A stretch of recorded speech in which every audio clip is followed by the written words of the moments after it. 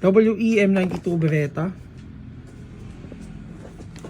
Then double bell na 303A Pit Viper John Wick 4.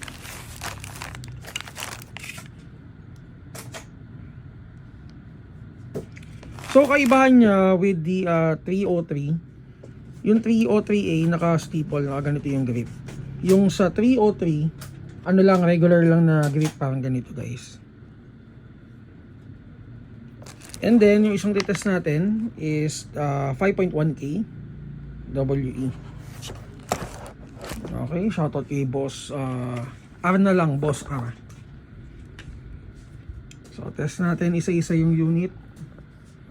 Price 6K, ito 4.9, and then ito 6.4. Unahin ko na to.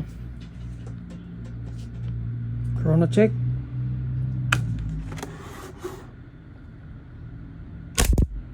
$361, $345.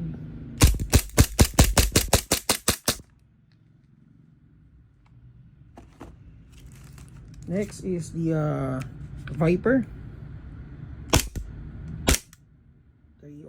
308, 301.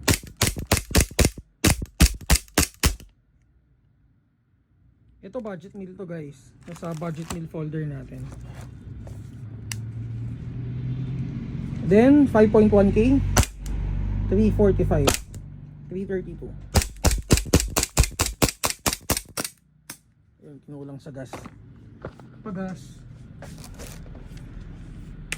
Ito yung gamit nating gas 12 kg na puff dyno.